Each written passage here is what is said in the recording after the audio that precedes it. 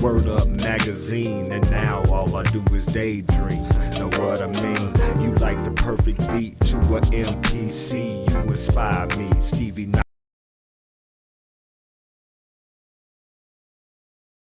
Work hard, play hard, homeboy, everybody ain't calling out. Got a mouthpiece from the southeast, if you want scrap, stall him out. If you don't know what I'm talking about, then I feel good, man, I'm balling out. I'm a rich man with a rich fam, Christ bars got me out of mama house. And I bless God, give thanks. Bless God, give thanks. Bless God, give thanks. Bless God, give thanks. Big God, big grace. Big God, big grace. Big God, big grace. Big God, big grace. Bless God, give thanks. Bless God, give thanks. Bless God, give thanks. Bless God, give thanks. Big God, big grace. What's good, y'all? It's your partner. I'm back in the saddle again, and y'all, I got somebody really special with me right now. I call this my baby mama with no drama. And first, I want to welcome you guys to another Countermove podcast. And you see me looking better than you. It's all good. But I got somebody that looks better than everybody on the screen. This is my bride. Yeah, this is my bride, Cynthia. Say, hey, baby, how you doing? Hi. Yeah. This is my life, y'all. Can you guys hear us very well, guys? We're on all platforms. If you could, let us know if you hear us well. Wave to us a little bit, guys. If you could, no problem with it. All cool, guys. I'm a businessman. And so I'm all about real estate and finance and scaling businesses and private equity, venture capital, things of that nature. But there's a question that I get asked all the time, and is, how do you know when you've met the one? All right. And before we answer that question, if you're looking for a debate, I'm not going to debate my wife. That's not what happened, y'all. That's not going to happen at all. But I always say, if you could share, subscribe if you have not, and also like so we get the algorithm up. But this is going to be a really good discussion, guys, because this question I get asked a lot, whether I'm in boardrooms, out on sites, I get asked this question. Am I right, hon? Mm-hmm. A lot of the times. And so we're going to begin this thing a little bit to say, okay, honey, how did you know that I was the one for you? No, that's like super deep. What you mean You it's can't super start deep? there. Yes, you can. So what should we start at then? I don't know. You don't. So I asked you a question. So why don't you go ahead? That's like the whole show. It is not the whole show. Okay. So basically, the show's going to be 5 minutes. And Like I'm going to answer, and then not at all. It's move all on. okay. Fine. All right, guys. I'll guess I'll lead this time. She's a teacher, guys. Yes. I'm not a teacher. I am a little bit, but I'm an entrepreneur. All right, guys. I'll begin this way, guys. You guys see a picture of us looking fine. Okay. This is us at our wedding. We're sitting at the table. We already said I do, things of that nature. And what tripped me out is that was what, 16 years ago? Yes. 16 years ago. We still look better than y'all. It's okay. Don't shout me down because we look fresh when we're looking fine. But the one thing that I see a lot of the times is when people see this picture, they see you and I, right? Mm-hmm. But they don't see before this, right? Correct. And typically what happens is before this, there's an individual, Mm-hmm. correct? And so a lot of the times when it comes to answering this question, how do you know when you met the one? People's mentality goes to this picture first, but they never look at before this picture, before we even meet. Am I right? Mm-hmm. So when it comes to, honey, when you hear the question, how do you know when you've met the one, guys? Honey, what comes to your mind first when you hear someone ask you this question, and it's a woman? I mean, I think I look at it from my perspective. So, like, if I was to answer your question, like, how did I know that you were the one? Yeah. I think it wasn't necessarily like all emotions. I was really I had gone to know you. We had done lots of talking. Yeah. And I had gotten to know you, that you would spend time with the Lord. Yeah. That you had a group of men around you who you were walking with, Oh. who you wanted to, sit under so that they could guide you as you continue to grow. Okay. And so I think what I saw was potential, like where you were headed. Oh. And so I wasn't necessarily like, yes, looks were great, of course, right? There's like some kind of attraction there. But even past that, it was like, So after the looks, what happens once the looks do go? It's like, is this somebody who's going to be able to lead me? And the Lord had given me that wisdom early on that it's like, I Okay. knew I wanted to get married. And I knew I wanted somebody to, somebody who would lead and lead well. So Okay. I saw that Okay. you had those characteristics. So it sounds like what you're talking about a type versus purpose. Because you talked about a lot of an attraction there, a type, right? There's attraction. Yeah, It of is. course. But what kind of drove your thought process was really the values of the purpose behind the person. Am I right? Yeah. I mean, well, because my I do was like going to be forever, Yeah. right? Uh-huh. And so I'm like, who is this somebody who will be able to lead me well Yeah. as a spouse, be able to lead children well as a Okay. father, be able to get our family farther ahead, Okay. generationally speaking, without thinking of generations, but like thinking of you have a good business mindset, you weren't making millions, but I knew that you could get there. Sure. And Sure. so We was broke. We was broke. just a little, We was just a broke. We little. was broke. Yeah. But yeah, I think it's flat out potential. Gotcha. So when it comes to this question really centers, in my opinion, around the question of type versus purpose. And a lot of the times when I hear people talking about relationships, marriage, dating, things of that nature, it really centers around the type of person, so to speak. There's very few discussions about the purpose. So there's a type versus purpose standpoint. And I thought it would be wise, guys, to bring in some additional counsel guys on this one. And the guy by the name of Van Moody talked about this. And my wife and I are going to respond live time to it. And then we're going to walk through some myths behind relationships as well. So let's dive into this real fast, guys. I love Van because he's a very wise man. And he's also with Bishop T.D. Jakes here as well. And I think that you guys are going to like what they're talking about. I know I did. And me and my wife will actually, what kind of respond to this as well. Here we go. As I do, that you are a limited resource. You have to make peace with the fact that you're going to disappoint some people sometimes. Certainly. If you don't make peace with that, you're going to spend the rest of your life living up to everybody's expectations but your own. In the people factor, do you think the quantity of your relationships affects the quality of relationships? I certainly do, and I'm glad, Dad, that we had an opportunity to dive into this, because one of the themes that runs through the length and breadth of the people factor is that there's no neutral relationships. That every relationship you have with anybody at any level impacts you and affects you.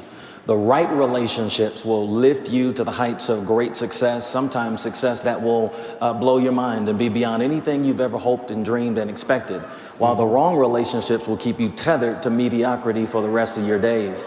And I want to stop right there, honey, because of the fact that the one thing that you kind of talked about is you pointed toward who I was walking with initially as a determining factor on potential, if I would say I do to this person or not. Why was that so important to you when it comes to qualifying? If even I was even up to part of to meeting that potential that you actually had. Just because if you are in the right alignment with Christ, I mean, everything else will follow. So I knew that like if we got off track, I don't know, in anything, whether it Yeah. was like pursuing, money or pursuing friendships or anything else, anything that got us off track, for some reason I was just like, if we have Christ first, everything else will align itself eventually with community or with, each other, calling each other out, whatever the case is. But I just knew that if you had your head on straight, then I could come. Yeah. And for me, I would say when it came to her, she's just a great nurturer. And so when we actually first met, what I shared the gospel with her. Hmm. There was no inclination of if I wanted to date her or court her. And guys, to be honest with you, we never went to dating. We never did. We went right into courtship. It was right into courtship. There was no dating for us because I told her, I said, I'm not looking for a girlfriend. I'm looking for a wife. And she turned around and said, I'm not looking for a boyfriend. I'm looking for a husband. So right off the bat, our vision, our purpose was clear. Marriage. Is this the person for us to marry? There was no playtime for us because we had done it already. Am I right? I mean, you dated a lot of men before me, and I dated a lot of women before she did, and we were batting zero. Wasn't doing too well in the division, right? Correct. And so we had to change our whole perspective and we made a lot of our decisions based on type, not based on purpose initially. Am I right? So from a type standpoint, we were already failing, but when we changed our mentality to a purpose standpoint, everything just changed. All right, let's go back to the video real fast because Van goes into the bag a little bit. Here we go. In many ways, what people have got to understand are that people are like elevators. The relationships they engage in are like elevators. The right people will take you up while the wrong people will take you down. And this is what Proverbs 13:20 teaches us, that he who walks with the wise grows wise, but a counsel of fools suffers harm. And it puts then all of the relationships in our lives in one or two categories. Either you're going to sharpen me and make me better, or you're going to be foolish and detrimentally affect my life. And the notion of quantity versus quality is significant because we live in a day that tells us that you are special, you are significant if you've got a lot of followers and a lot of friends. When you start talking about social media and the impact that it has on our understanding of relationships. But when you really just strip all of that fluff away and get down to meaningful, life-changing relationships, less is more. You can't be friends with everybody. And I want to stop right there as well. When it talks about less is when it comes to talk about less is more, being razor sharp on your purpose, guys. Realistically, to be honest with you, it kind of weeds out all the riffraff. Because to me, dating for recreation, you're going to inherit a lot of bad habits that you're going to bring into a potential relationship. And so for us, a type versus purpose standpoint, for us, purpose is the more wiser thing because you don't waste any time at all. Period. It disqualifies a lot of people. Honey, would you agree? Gotcha. You want to add anything on that at all? No. No. See, guys, I'm the more outspoken person. She's not, but when it comes to teaching, she's a monster. When she's in the classroom, she's a monster. So don't let this pretty face fool you. She's not meek and mild, guys. Oh no, I am. No, we don't. No, you're not meek and mild. She can be very Latina heat. I would say passion. Passion. So why would not when it's passion? When I do it, it's not passion. It's too much veracity. What's that? I have no clue what you're talking about. You know exactly what I'm talking All about. I wanted to say was that the video was like, who you align yourself with. Can you like sharpen you? Oh, so, but hold on. You actually pointed toward relationships before you that qualified this. So now it's because of you. No, that I sharpened you, and you are so wise. So far ahead. There's some truth to that in some form of fashion. I think I was just making fun. I know you are. I know. Yeah, let's go back to the video, guys. This is how we talk. Let's go back to here we go. And one of the reasons that less is more is because there's a thin line between a parasite and a friend. Listen to this guy. Oh my God, that's a quotable right there. There's a thin line between a parasite and a friend. Give me that line of delineation. Well, the thing about it is a friend or a healthy individual in a relationship makes deposits. The way that God ordained relationships were that two individuals would give to the other so that none of them would be depleted. As I continue to pour into my wife and she continues to pour into me, then I never run empty and she never runs empty. But if you have multiple relationships with a number of different people, because you are a limited resource, you can't make deposits and add value to all of those different people. The only thing you can end up doing is taking from them, taking from them, taking from them. That's what a parasite does. A parasite leeches on you, adds no tangible value to your life, and slowly siphons and sucks the life out of you. When you've got multiple relationships, you're trying to be friends with thousands of people, you end up really being more a parasite than a friend. Do you think that sometimes... So I want to kind of park there, honey, real fast. I think that most people who lead with a type mentality versus a purpose mentality, what they typically do is they look at relationships recreationally. And when they look at it from a recreational standpoint, what actually happens is then turn around and their mentality is just to consume, consume, consume, or just take, never to serve or to deposit. It's to take, take, take. Do you agree with that a lot of times? Yeah. But what? I'm just thinking, I mean, like whenever I hear you like talk about like the type versus purpose, Yeah, yeah, yeah. um, what comes to mind is that I think even just like our vision is off. Like, yes, I know you're asking like how do you know that you've met the one? Um, I don't know how to put it into words. It's like I don't know what you need to draw the circle around yourself and work on Yeah. everyone in that circle, right? Yes. And Uh-huh. so Well, well, help me. I would say this here is typically what happens is when people are dating recreationally, Mm-hmm. what happens is they develop I would say a parasitic type of mentality. It's consume, consume, consume. Then what actually happens is because you have cultivated just a consumption mentality, what happens is you don't know how to deposit. And so then what happens is you begin to believe these myths. We go into myths in a second to where you never draw a circle around yourself and take everybody in a circle. What you do is it's never your fault, it's someone else's fault. So you go from relationship because that person wasn't good to relationship, that person wasn't good, relationship, that person wasn't good. And all you're looking to do is to take, take, take. You're never looking to deposit. And what trips him out is if you're only looking to take, you will always be depleted. You can never begin to grow because you're always looking to take. It's just like it's like if you have a bank account and all you're doing is debiting, debiting, debiting. When do you deposit? You'll get to zero real quick. Am I right? Mm-hmm. And tell you at times when people get to zero because they're leading with a type mentality versus a purpose mentality, what happens is that's when you begin to look at the opposite sex as a they're the problem. You begin to not like them at all. Period.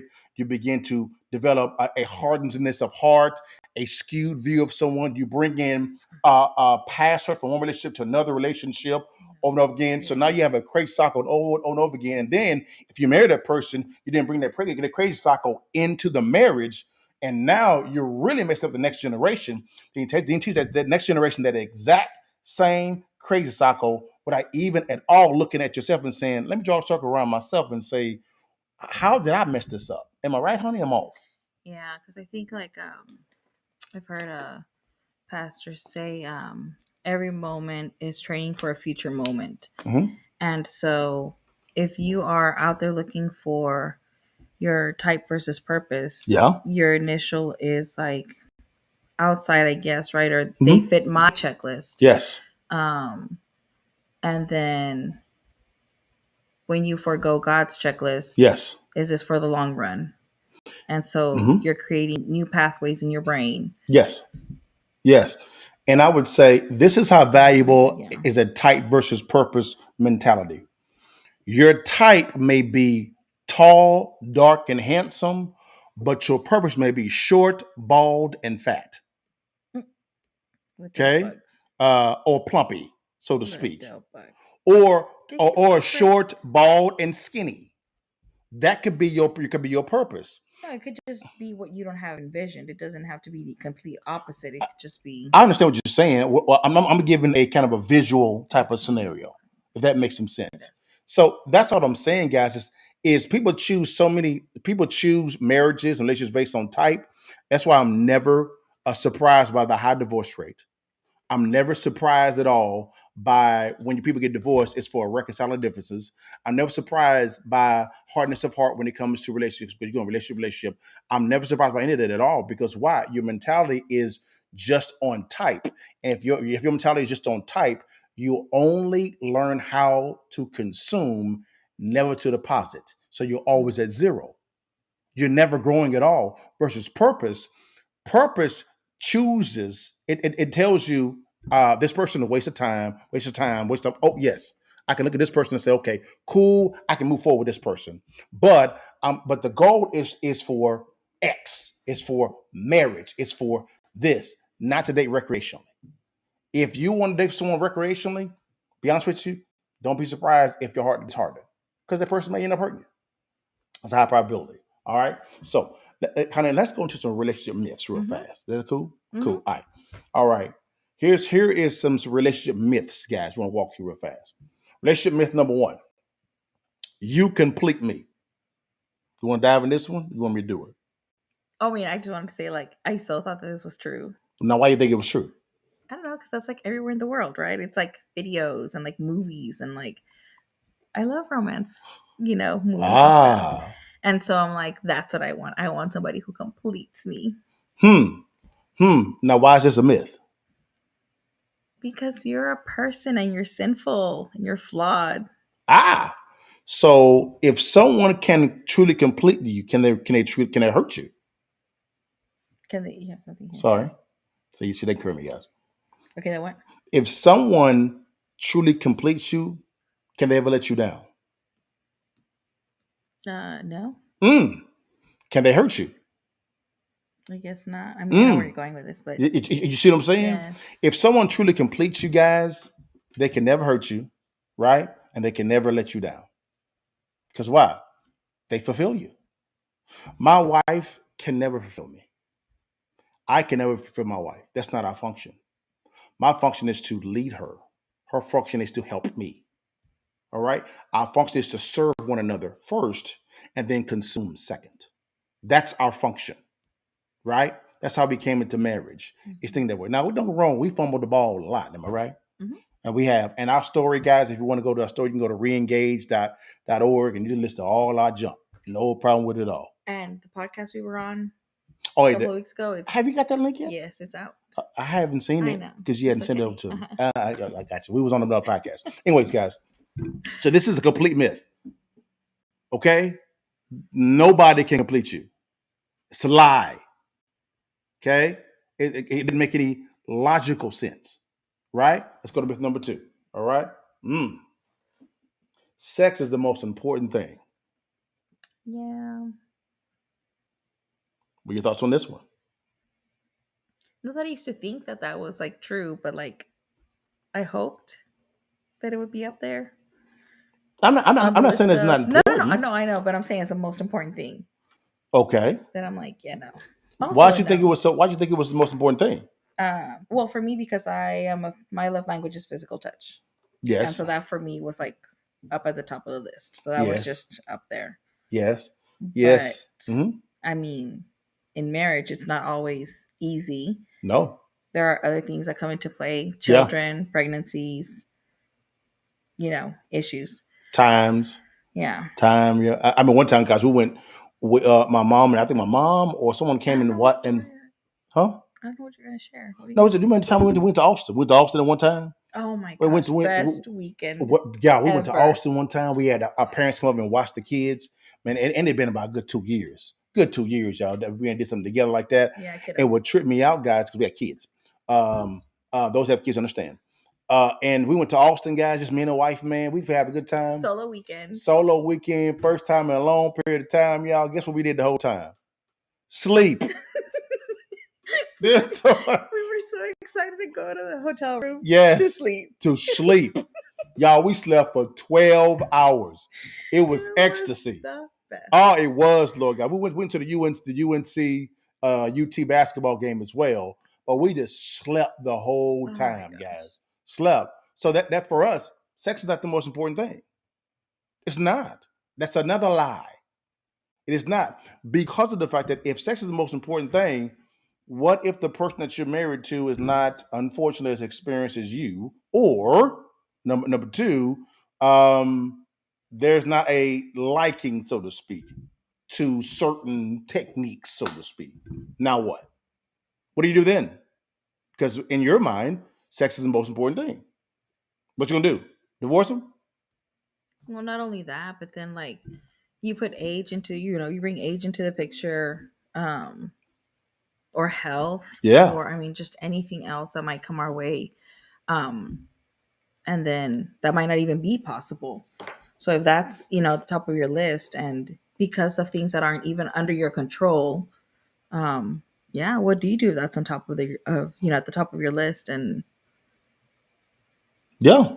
there's And nothing you can do? one of the questions that Pastor Robert Chicks asked me when I was going through a premarital counseling is he said, LaDale, what are you? I know that your wife is gorgeous and you're attracted to her. It's wonderful. What are you going to do when she begins to get older? What are you going to do? Mm-hmm. It's going to be the same type of attraction there. Or what are you going to do? Mm-hmm. You going to divorce her? What you going to do? I said, for me at the time, I never thought about that question at all because you're so wrapped into wanting to get to the altar and say I do. If that makes some sense. All right. Mm-hmm. Number 3, I like this one. Love is a feeling. Your thoughts on this one? No, that's all. That's you. That's all me. Mm-hmm. Well, love is not a feeling; it is a choice. Because there's times to where I ain't gonna lie to you guys because I'm human. I'm like, Lord, why did I say that I do to this woman? Like, what was I thinking when I said I do to this woman? There's times any married person that's been honest has this type of mentality sometimes. We do. It is what it is. But of course I come to my senses and then of course I said whatever. But at the time frame when she makes me upset, or actually when I get upset, that's what makes me upset. When I get upset or things are not going my way, I then say, you know what? I choose to love her. Love is a choice. Now, don't get me wrong. There's some emotions, there's some eros to it, which is fine and wonderful. But at the exact same time, guys, is I choose to love her even when I may not want to love her at the time. Would that be correct, on? Very true. Now, what about with you in that situation? It goes both ways. Oh, you can be honest about it. Wait, what are you talking about? Whenever it's what about me? Love Oh, is- that you're not. Yeah. What Have you you mean? met LaDale Buggs? Yes, he looks fresco. Look at him, looking real Example tight. one. Yes, God is off the chain, boy. Yeah. You see that thing, baby? Don't get mad at me because I look finer than you. It's okay, not you, baby, not you. Folks watching, Yeah, watch. I gotta clarify, y'all. I gotta go to bed to this, but I gotta have to go sleep with this one. Okay, guys. But anyways, but yeah. So yeah, no, love is fleeting. I mean, there are moments when everything is going well, and so you can leave your socks on the floor, your shoes in the middle of the walkway, Yeah. and I'm like, you know what, I can't just pick them up or scoot them over. And then there are other days when the day is just tough enough, and so Yeah. any little thing I'm like, I can't stand your breathing. yes, And so definitely a choice. it is a choice. It is a choice. So Not a guys, feeling. choose who you want to love. It is a choice. Not an emotion, not just an emotion. It's a choice. Okay. Sometimes that choice can be tough. Like, what do you do when, as a man, what you're needing from your spouse does not have the skills to give to you, and you have to teach her the skills. You're empty, and you got to teach her the skills. That can be tough at times, but you choose to love because of the fact that love is patient. Love is kind. It isn't envy. It isn't boast. It's not proud. It is not rude. It isn't keeping the records of wrong. Okay? It bears all things, hopes all things. Love never fails. Endures all things. So love is a choice. That makes some sense. And then myth number 4. All right, guys. Having arguments are a bad sign. What do you think about that? I mean, I love having loud discussions with you. Loud, yeah, we call them loud discussions, guys. Loud discussions. No, I mean, I guess again, it's all about like definitions and what people's backgrounds are on arguments. But I think the way that you're trying to explain is that if you have a disagreement, that's a bad sign. Yeah. No, I mean, you are two people coming together with your own thoughts, your own backgrounds, your own way of doing things. And so as you become one, you have to find your way of doing things, whether it's a new way or whether it's a different way, or, it's about getting to know each other better. Yeah. And it's about how you have the argument. I don't know if you were going there, but I'm like, yes, we have loud discussions. Yeah. But then we know that like, hey, like I can't talk about it anymore. So let me breathe, and then I'll come right back to you and we can Yes. finish. Like, not to make it get disrespectful, right? Like, you have your argument, but still be kind. I don't know where you're going with Yes. Yes. Did you just baby, just do you, baby. just invited me today. I sure I didn't know did, it was gonna be y'all. here. It's gonna be all good, y'all. Yes, we do have a lot of discussions called arguments. But at the exact same time, we keep short accounts, right? Mm-hmm. If it begins to get a little bit too contentious, we'll pause and we'll say, wait a minute. Mm-hmm. It seems like this is not a good time to talk. Let's table the discussion. And now watch this. The person that's actually asking for the time has to bring it back up. Mm-hmm. Does that make some sense? So if my wife asks for time, she got to bring it back up because she asked for the time. That's how we operate, so to speak. So for us, having good constructual arguments it's actually very healthy. It really is. If that makes some sense. All right. Now, I always have a section called the Countermove because it's called the Countermove podcast, guys. And I have three things that I say, guys, real quick: peep it, sweep it, and then keep it. All right. So this is just for you guys. For those that are trying to answer the question, how you know when you've met the one, guys, and we'll answer the question fully in a second. But I always say this first thing: the peep it is examine your current situation, guys. Are you type focused or are you purpose focused? All right. Are you type focused? Or are you purpose focused? Do their values align with your values? There you go. Does your long-term plan align with their long-term plan? Correct. Yes. Gotcha. All right. Number two, this is the sweeping part. What has this approach yielded you? What's been the return on investment? If you have a type mentality, what's the ROI on that? If you had a purpose mentality, what's your return on investment on that? Only you know the answer to that, and you got to be honest about it. Lying about it ain't gonna do nothing but cause more pain. So what has it yielded? A type mentality or a purpose focused mentality, right? And then that's why I said, is your approach work? And you got to answer the question: is your approach working? If the answer is no, you may want to change what you're doing. All right. And then lastly, guys, I say keep it. Start thinking generationally. Right now, what I mean by that? All right. We hit it. We hit it initially. Do you see potential in the relationships? In other words, is a person a leader, a helper, or a good manager, and even any additional qualifications? Mm-hmm. All right. Do you see potential in that person? If the answer is no, don't waste your time.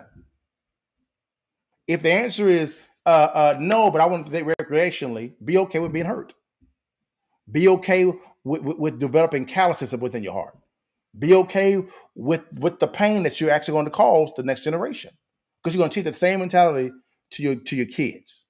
It's going to be a crazy cycle. You agree, honey? You disagree? Yeah, I mean, because that's what I was going to talk about. Even just going back to like the arguments. Mm-hmm. Like I said, I mean, we have arguments here, and I think our girls are able to see like, oh, mom and dad weren't agreeing on something. Yeah. They took a break. They come back to it. I know if we tend to get louder, we'll come back and we'll say, hey, will you please forgive me for my tone? Even though I was upset, I shouldn't have, said it in that manner. Yeah. And our girls get to see that also. So, I mean, yeah, just great examples of just keeping generations. Yes. Giving them a different view. Yes. But guys, how do you know when you've met the one, guys? Give me your thoughts on this as well. I would answer the question like this: is when you can see the potential leader, helper, or manager, because that person aligns with your values. That's how you know you've met the one. And for the men out there, if the woman willfully submits under your leadership, you may have met the one. And for the women out there, honey, how do you know? How can you answer the question for the women out there when they've met the right man? I mean, I'm telling you, I think for sure it is like, do they have leadership tendencies in them? Because I know when I met you again, you weren't 100% at anything. Yeah. But you were studying the word. You were waking up early to go work. You had your business on the side. Mm-hmm. You would reach out and, call me to see if I had, done a Bible study and things like that. Yeah. So there were potential qualities in you of what you would turn out to be if you continue to cultivate those. So yeah, potential leaders. But guys, that's all we have for today, guys. I want to do something a little bit different because this is the question I get a lot of times. We get asked to come on podcast a lot. We serve at our marriage ministry. It was a Well, we serve at a marriage ministry, but who's asked us to be on a podcast? Oh, my bad. Well, I do podcasts. We get LaDale asked to go Buggs. on podcast. My bad. I don't. Hey, my fault. Hey, correct the player. My I bad. don't like this. Okay. Y'all, she doesn't like being in front of camera, even though she looks really good on camera, y'all. You're so funny. You see, and it's so true too. But we serve at the marriage ministry at our local church, and what happens a lot of times, we get asked this question all the times. And guys, we see so many people that are struggling with intimacy issues, that struggle with whether it be physical or emotionally, communication, adultery, domestic violence, and whether it be marriage or kids. We've seen it all, guys. And when you come honestly and begin to draw the circle around yourself and take care of everybody in the circle first, you'll be amazed at what you can actually accomplish. Amazed. Because typically in the society, it's if you point exterior first. No. Point to yourself first. Take care of everybody else in the circle first. And then begin to point at water yourself. But guys, give us your thoughts so we think about it. Do you agree? Disagree? Let us know, guys. But man, that's all I have for that. You want to say anything before we get off? Take the pic. No, I'm kidding. Wait, what you finna say, girl? Say it. This was fun. It was fun, wasn't it? Wasn't as bad as I thought. I told you. It's like talking to you normally, but it is looking there, which I don't like there. Yes, so that's why my eyes were everywhere else. But it sounds good, guys. She still look good though, don't she? LaDale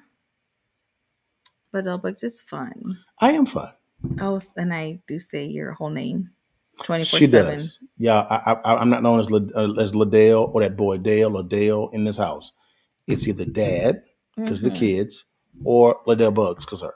Because otherwise he doesn't respond. She's lying. Because he's like, she's lying. She's lying again. See y'all. See, short accounts.